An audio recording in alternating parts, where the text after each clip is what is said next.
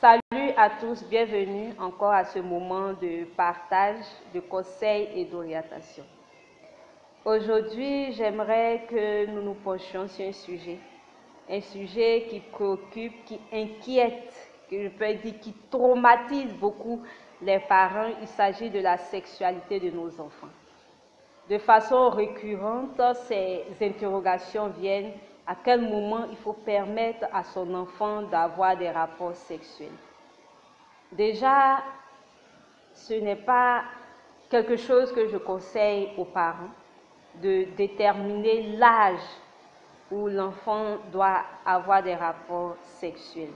Ce serait conditionner les choses, ce serait emmener l'enfant à toujours se fixer dans le temps et à attendre comme si c'était quelque chose d'exceptionnel qui devrait arriver, quelque chose qui va déterminer son autonomie ou sa maturité.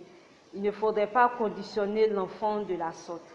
Ce que je vous conseille plus, c'est la communication.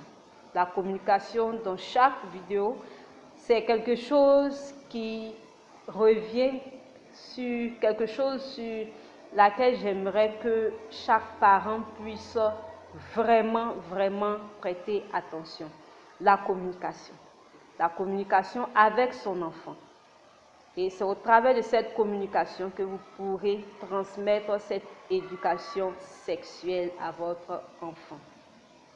Il faudrait, c'est vrai, emmener l'enfant à plus pratiquer l'abstinence. Il faudrait emmener l'enfant à pratiquer l'abstinence.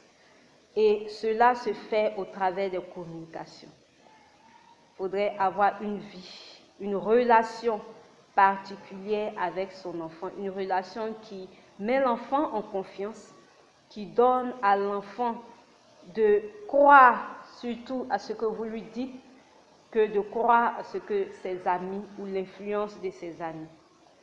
Parce qu'aujourd'hui, il faudrait savoir que malgré les conseils que nous donnons à nos enfants, il y a aussi l'influence de l'extérieur qui joue à 70%, je vais le dire, sur le développement de l'enfant, sur l'éducation de l'enfant. Et en tant que parents, nous devons faire très attention. Nous devons faire très attention afin que nos enfants ne puissent pas plonger dans l'influence extérieure, l'influence des amis, l'influence des médias. Et pour cela, il faudrait emmener l'enfant à adopter un comportement, comme je l'ai dit, un comportement sain, c'est-à-dire l'abstinence. Emmener l'enfant aussi à communiquer avec vous et à vous confier ses pulsations, ses envies, ses préoccupations. C'est en fonction de ça que vous allez pouvoir déterminer et emmener l'enfant à adopter un comportement sexuel qui n'est pas un comportement, comment je vais l'appeler, un comportement à risque, un comportement sexuel à risque. Qu'est-ce que ça veut dire? C'est-à-dire, vous avez votre enfant, il faudrait que votre enfant puisse se confier à vous.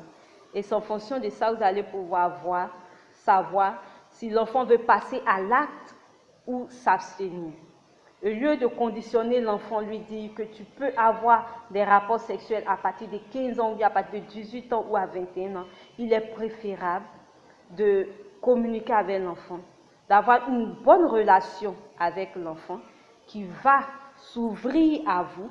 Et dans cette ouverture, dans cette communication, vous allez pouvoir, l'enfant va pouvoir se confier à vous et vous dire dans les échanges s'il veut passer à l'acte ou s'il ne veut pas passer à l'acte. C'est en fonction de cela que vous allez pouvoir canaliser les choses. Alors, je vous conseille plus la communication avec vos enfants que de les conditionner à un âge où ils pourront avoir leur sexualité, leur premier rapport sexuel.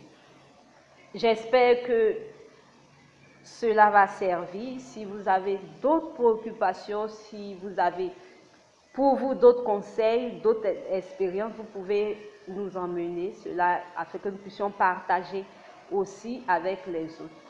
Et d'ici là, nous vous disons au revoir et à la prochaine.